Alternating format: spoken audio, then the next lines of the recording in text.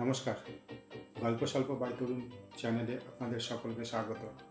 আশা করি আপনারা সকলেই সুস্থ আছেন।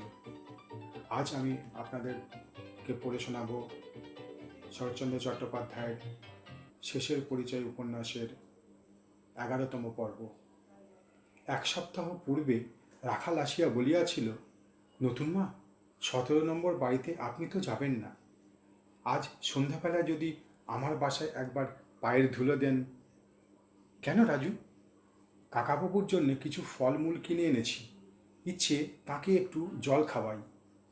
তিনি রাজি হয়েছেন আসতে, কিন্তু আমাকে কি তিনি দেখেছেন? তিনি না ডাকুন, আমি তো ডাকছি মা। কাল তাঁরা চলে যাবেন দেশে, বলেছেন গুছিয়ে গেছে তাদের ট্রেনে তুলে দিতে। সবিতা জানিতেন ব্রজবাবু কোথাও কিছু খান না। তাহাকে সম্মত করাইতে রাখালকে অনেক চেষ্টা করিতে হইয়াছে। বোধহয় ভাবিয়াছে এ কৌশলেও যদি আবার দুজনের দেখা হয়। রাখালের আবেদনের উত্তরে সবিতাকে সেদিন অনেক চিন্তা করিতে হইয়াছিল।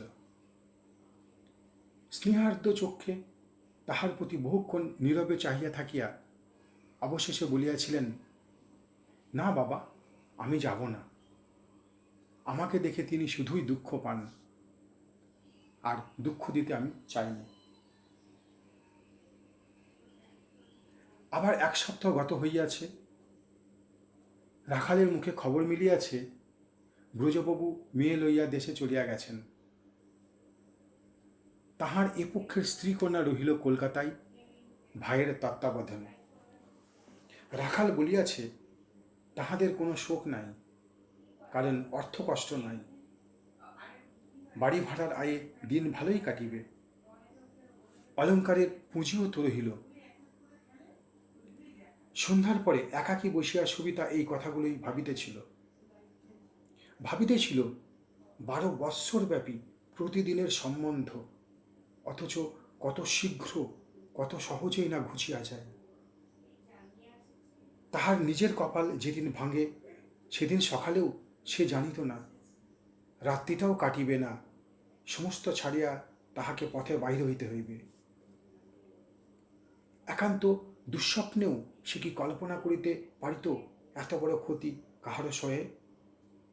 তবু সহিল তো, আবার সহিল তাহারই।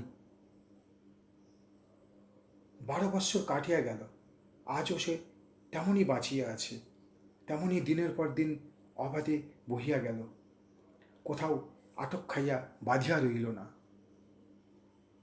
এই বিড়ম্বনা কেন যে ঘটিল সে আজও তাহার কারণ জানে না। যতই ভাবিয়াছে, আত্মাধিক্কারে জ্বলিয়া পড়িয়া যতবার নিজের বিচার নিজে করিতে গেছে, ততবারই মনে হইয়াছে ইহার অর্থ নাই, হেতু নাই, ইহার মূল অনুসন্ধান করিতে যাওয়া বৃথা। কিংবা হয়তো এমনিই জগৎ, অঘটন এমনি অকারণে ঘটিয়াই জীবন স্রোত আর একদিকে প্রবাহিত হইয়া যায়। মানুষের মতি, মানুষের বুদ্ধি কোথায় অন্ধ হইয়া মরে। নালিশ করিতে গিয়া আসামির তল্লাশ মিলে না। এদিকে রমণীবাবু আর আসেন না। তিনি আসুন এই ইচ্ছা সবিতা করে না, কিন্তু বিস্মিত হইয়া ভাবে, নিষেধ করা মাত্রই কি সকল সম্বন্ধ সত্যই শেষ হইয়া গেল? নিরবিচ্ছিন্ন একত্র বাসের 12টা বৎসর কোনো চিহ্ন কোথাও অবশিষ্ট রাখিল না, নিঃশেষে মুছিয়া দিল। হয়তো এমনিই জগৎ, জগৎ এমনি, কিন্তু এখানে আছে শুধুই কি অপচয়? উপচয় কোথাও নাই, কেবলই ক্ষতি। তবে কেন আছে? আসিয়া পড়িল সারদা, তাহার মেয়ের মতো, মায়ের মতো। বাড়িতে অনেকগুলি ভাড়াটার মাঝে সেও ছিল একজন। শুধু নাম ছিল জানা, মুখ ছিল চেনা। কখনো দেখা হইয়াছে সিঁড়িতে, কখনো উঠানে, কখনো বা চলন পথে। সসংকোচে সরিয়া গেছে, চোখে চোখে চাহিতে সাহস করে নাই। অকস্মাৎ কি ব্যাপার ঘটিল, কি দিল তাহার বাসা বাঁধিয়া সবিস্তার হৃদয়ের অন্তঃস্থলে। কিন্তু এই কি চিরস্থায়ী? কে জানে কবে সে আবার ঘর ভাঙিয়া এমনি সহসা অদৃশ্য হইবে। আরও একজন আসিয়াছেন, তিনি বিমলবাবু।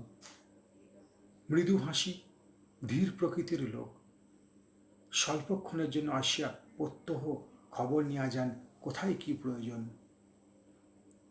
হিতাকাঙ্ক্ষার আতিশয্যে উপদেশ দেওয়ার ঘটা নাই, বন্ধুতার আড়ম্বরে বসিয়া গল্প করার আগ্রহ নাই, কৌতূহলের কটুতায় পুঙ্খানুপুঙ্খ প্রশ্ন করার প্রবৃত্তি নাই।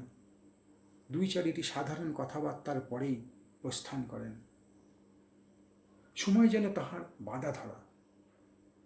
নিয়ম ও সংযমের শাসন যেন এই মানুষটির সকল কাজে, সকল ব্যবহারে বড় মর্যাদা দিয়া রাখিয়াছে। তবু তাহার চোখের দৃষ্টিকে সবিতা ভয় করে।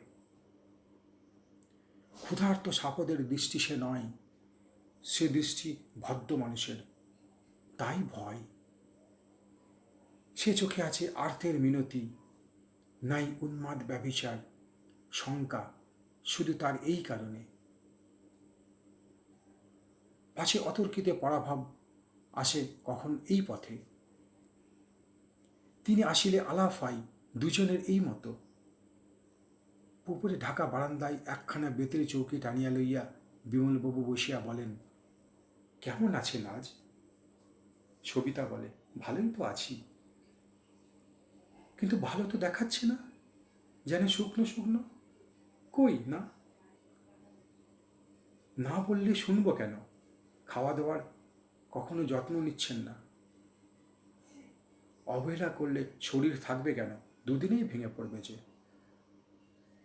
না, ভাঙবে না, শরীর আমার খুব মজবুত।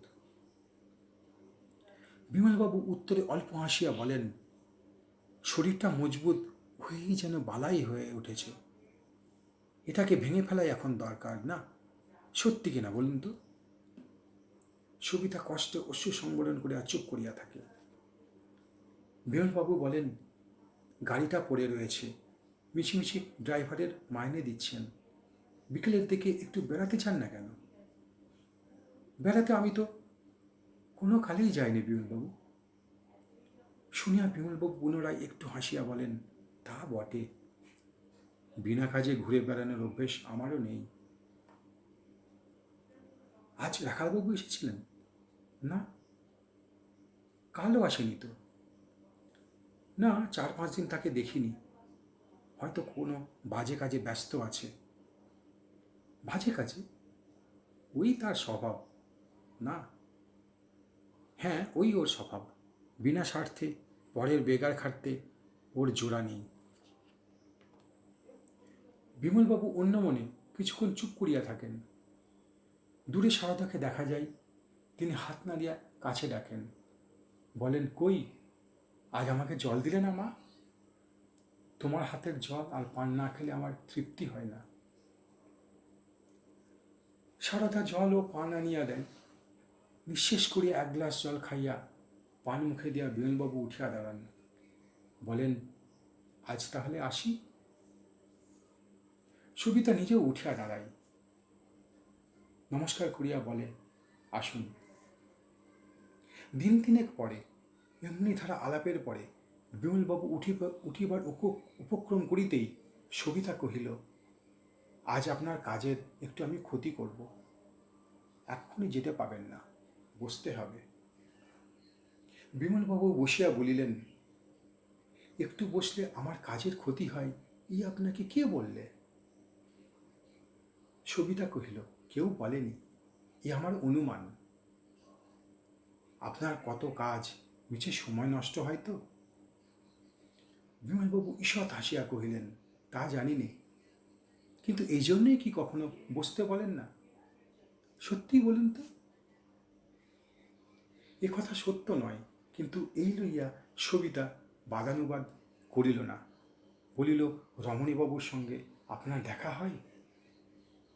হ্যাঁ, প্রায় হয়। তিনি আর এখানে আসেন না, আপনি জানেন? জানি বই কি। আর কি তিনি এ বাড়িতে আসবেন না? সে কথা জানিনি, বোধ হয় আপনি ডেকে পাঠালে আসতে পারেন। সবিতা ক্ষণকাল মৌন থাকিয়া বলিল, আজ সকালের ডাকে একটা দলিল এসে পৌঁছেছে। এই বাড়ি রমণীবাবু আমাকে বিক্রি করবার রেজিস্ট্রি করে দিয়েছেন। আপনি জানেন? জানি, কিন্তু দেবার ইচ্ছে যদি ছিল, সোজা দানপত্র না করে বিক্রি করা ছলো না কেন? দাম তো আমি দিইনি। কিন্তু দানপত্র জিনিসটা ভালো না। সবিতা বলল, সে আমি জানি বিমলবাবু। আমার স্বামী ছিলেন বিষয়ী লোক। তাঁর সকল কাজেই সেদিনে আমার ডাক পড়ত। আমার অজানা নয় যে আমাকে দান করার কারণ দেখাতে দিলে দলিলে এমন সব কথা লিখতে হতো যা কোনো নারীর পক্ষেই গৌরবের নয়। তবু বলি, এ মিথ্যের চেয়ে সেই ছিল ভালো। ইতিপূর্বে এইরূপ হেতুও ঘটে নাই, এমন করিয়া সবিতা কথাও বলে নাই। বিমলবাবু মনে মনে চঞ্চল হইয়া উঠিলেন।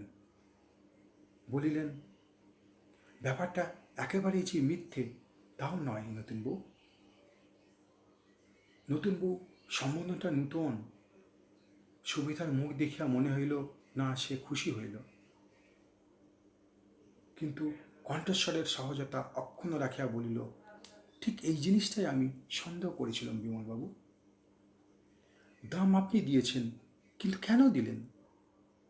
তাঁর দান নেওয়ার তবু একটা সান্ত্বনা ছিল, কিন্তু আপনার দেওয়া তো নিছক ভিক্ষে।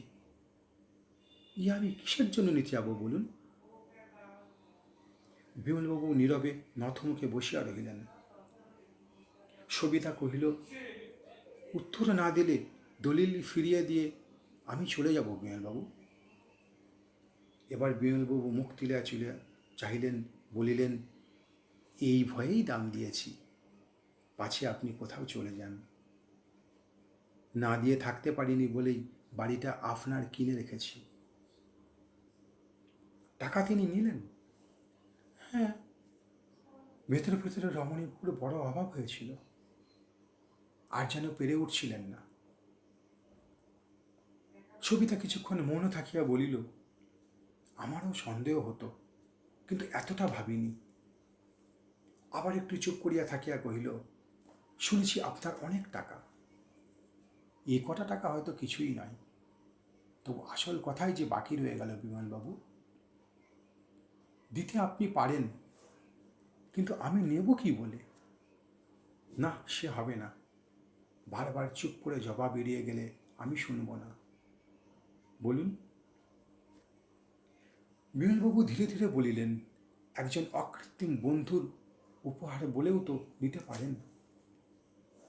সবিতা তাহার মুখের প্রতি দৃষ্টি নিবদ্ধ করিয়া একটু হাসিয়া বলিল,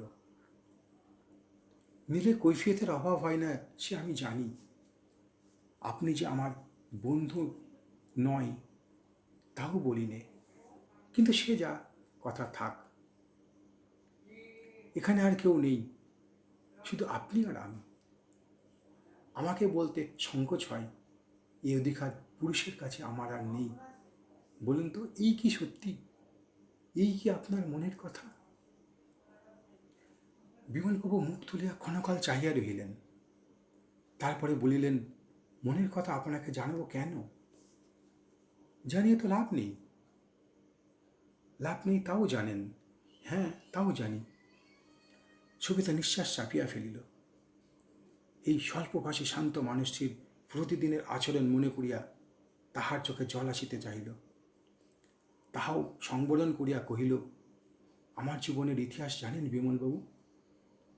না, জানি নে। শুধু যা ঘটেছে, যা অনেকে জানে, আমিও কেবল সেটুকুই জানি নতুন বউ, তার বেশি নয়। কথাটা শুনে সবিতা যেন চমকিয়া উঠিল। যা ঘটেছে সে কি তবে আমার জীবনের ইতিহাস নয় বিমলবাবু? ও দুটো কি একেবারে আলাদা? বলুন তো সত্যি করে। তাহার প্রশ্নের আকুলতায় বিমলবাবু দ্বিধায় পড়িলেন, কিন্তু তখনই নিঃসংকোচে বলিলেন, হ্যাঁ, ও দুটো এক নয় নতুন বউ। অন্তত নিজের জীবনের মধ্যে দিয়ে একথাই আজ অসংশয়ে জানতে পেরেছি, ও দুটো এক নয়। ইহার অর্থটা যদিচ স্পষ্ট হইল না, তথাপি কথাটা সবিতাকে অন্তরে গভীর আঘাত করিল। নীরবে মনে মনে বহুক্ষণ আন্দোলন করিয়া শেষে বলিল, শুনেছেন তো আমি স্বামী ত্যাগ করে রমণীবাবুর কাছে এসেছিলাম, আবার সেদিন তাকেও পরিত্যাগ করেছি। আমি তো ভালো মেয়ে নই, আবার একদিন অন্য পুরুষ গ্রহণ করতে পারি। এ কথা কি আপনার মনে আসে না? বিমলবাবু বলিলেন, না, যদি বা আসতে চেয়েছি তখনই সরিয়ে দিয়েছি। কেন? শুনিয়া তিনি হাসিয়া বলিলেন, ই হলো ছেলেদের প্রশ্ন। ও এই করেছে, অতএব ওর এই করা চাই, এ জবাব পাবেন আপনি তাদেরই পড়ার বইয়ে। আমি তার চেয়ে বেশি পড়েছি নতুনবাবু। পড়ালে কে? সে তো একজন নয়, ক্লাসে প্রহরে প্রহরে মাস্টার বদল হয়েছে, তাদের কাউকে বা মনে আছে, কাউকে নেই। কিন্তু হেডমাস্টার যিনি, আড়াল থেকে এদের যিনি নিযুক্ত করেছিলেন, তাকে তো দেখিনি। কি করে আপনার কাছে তার নাম করব বলুন? সবিতা ক্ষণকাল ভাবিয়া বলিল, আপনি বোধহয় খুব ধার্মিক লোক না বিমলবাবু? বিমলবাবু জিজ্ঞাসা করিলেন, ধার্মিক লোক আপনি কাকে বলেন? আপনার স্বামী মতো? সবিতা চকিত হইয়া প্রশ্ন করিল, তাকে কি চেনেন? তার সঙ্গে জানাশুনো আছে নাকি? বিমলবাবু তাহার উদ্বেগ লক্ষ্য করিলেন, কিন্তু পূর্বের মতোই শান্তস্বরে বলিলেন, হ্যাঁ চিনি। একদিন কোনো মতে কৌতূহল দমন করতে পারলুম না, গেলুম তাঁর কাছে। অনেক চেষ্টায় দেখা মিলল, কথাবার্তাও অনেক হলো। না নতুনবাবু, ধর্মকে যেভাবে তিনি নিয়েছেন আমি তা নিইনি, যেভাবে বুঝেছেন আমি তা বুঝিনি। ওখানে আমাদের মিল নেই, ধার্মিক লোক আমি নই। আবেগ ও উত্তেজনায় সবিতার বুকের মধ্যে তোলপাড় করিতে লাগিল। একথা বুঝিতে তাহার বাকি নাই, সমস্ত কৌতূহলের মূল কারণ সে নিজে। থামিতে পারিল না, জিজ্ঞাসা করিয়া বসিল, ওখানে মিল না থাক, কোথাও কি আপনাদের মিল নেই? দুজনের স্বভাব কি সম্পূর্ণ আলাদা? বিমলবাবু বলিলেন, এই উত্তর আপনাকে দেব না, অন্তত দেবার এখনো সময় আসেনি। অন্তত বলুন, একথাও কি তখন মনে আসেনি, এ মানুষটিকে কেউ ছেড়ে চলে গেলে কি করে? বিমলবাবু হাসিয়া বলিলেন, কেউ মানে আপনি তো, কিন্তু ছেড়ে চলে তো আপনি যাননি, সবাই মিলে বাধ্য করেছিল আপনাকে চলে যেতে। এও শুনেছেন? শুনেছি বই কি, সমস্তই সমস্তই শুনেছি। সবিতার দুই চোখ জলে ভরিয়া আসিল, কহিল, তাদের দোষ আমি দিইনি, তারা ভালোই করেছিল। স্বামীর সংসার অপবিত্র না করে আমার আপনিই চলে যাওয়া উচিত ছিল। এই বলিয়া সে আঁচলে চোখ মুছিয়া ফেলিল। একটু পরে বলিল, কিন্তু এত জেনেও আমাকে ভালোবাসলেন কি করে বলুন তো? ভালোবাসি এ কথা তো আজও বলিনি নতুনবাবু। না, বলেননি বলেই তো এ কথা এমন সত্যি করে জানতে পেরেছি বিমলবাবু। কিন্তু মনে ভাবি, সংসারে যে লোক এত দেখেছে, আমার সব কথাই যে শুনেছে, সে আমাকে ভালোবাসলে কি বলে? বয়স হয়েছে, রূপ আর নেই, বাকি যেটুকু আছে তাও দুদিনে শেষ হবে। তাকে ভালোবাসতে পারলে মানুষে কি ভেবে? বিমলবাবু তাহার মুখের পানে চাহিয়া বলিলেন, ভালোবেসেই যদি থাকি নতুন বউ, সে হয়তো সংসারে অনেক দেখেছি বলেই সম্ভব হয়েছে। বইয়ে পড়া, পরের উপদেশ মেনে চললে হয়তো পারতুম না। কিন্তু সে যে রূপ যৌবনের লোভে নয়, একথা যদি সত্যিই বুঝে থাকেন, আপনাকে কৃতজ্ঞতা জানাই। সবিতা মাথা নাড়িয়া কহিল, হ্যাঁ, একথা আমি সত্যিই বুঝেছি, কিন্তু জিজ্ঞাসা করি, আমাকে পেয়ে আপনার লাভ কি হবে? কি করবেন আমাকে নিয়ে? বিমলবাবু উত্তর দিলেন না, শুধু নীরবে চাহিয়া রহিলেন। ক্রমশ সে দৃষ্টি যেন ব্যথায় ভরিয়া আসিল।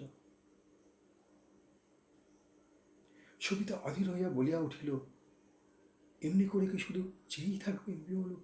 জবাব দেবেন না আবার?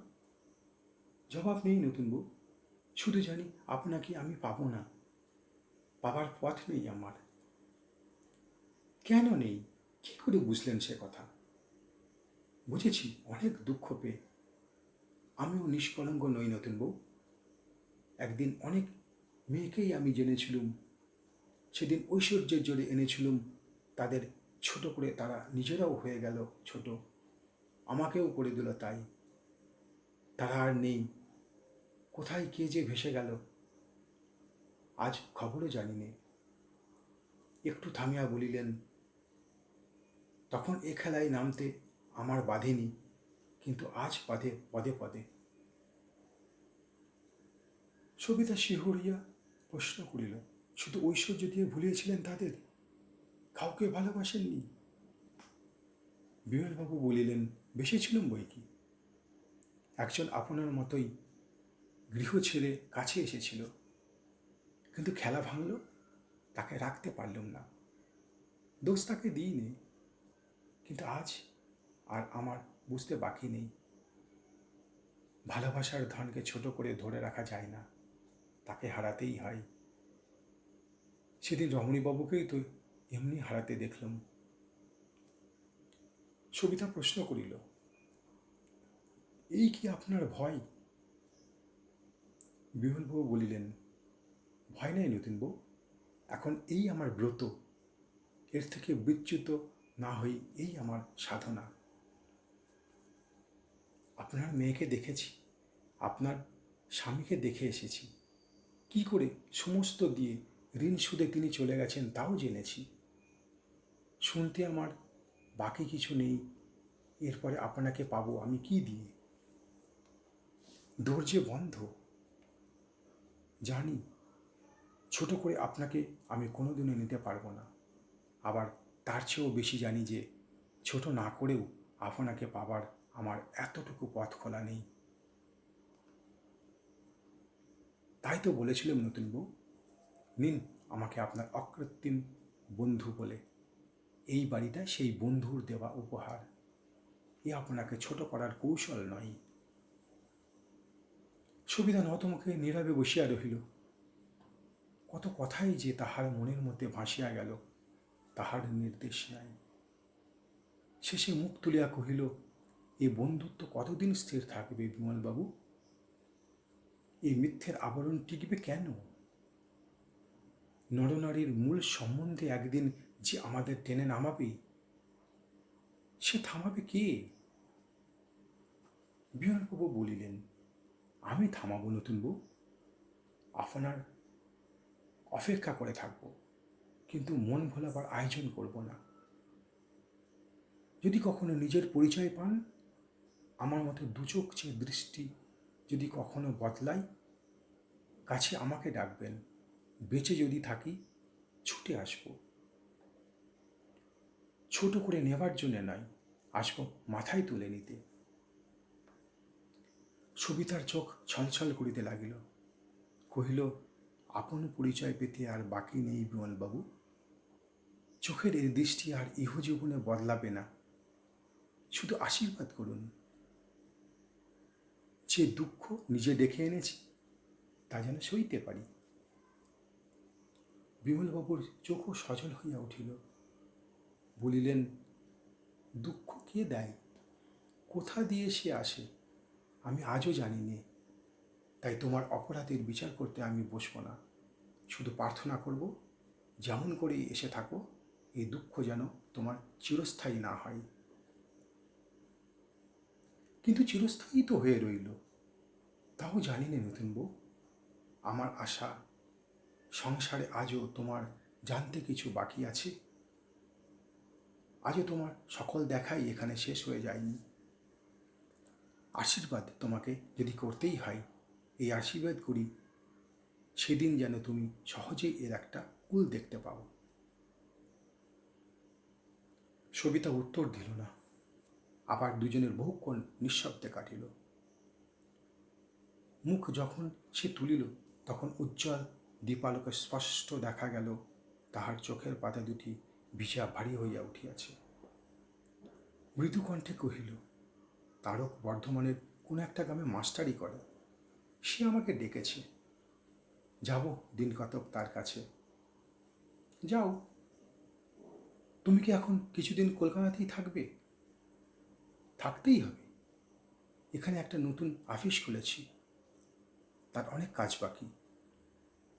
সবিতা একটুখানি হাসিয়া বলিল, টাকা তো অনেক জমালে, আর কি করবে? প্রশ্ন শুনিয়া বিমলবাবু হাসিলেন, বলিলেন, জমায়নি, ওগুলো আপনি জমে উঠেছে নতুন বউ। ঠেকাতে পারিনি বলে। কি করব জানি নে, ভেবেছি সময় হলে একজনের কাছে শিখে নেব তার প্রয়োজন।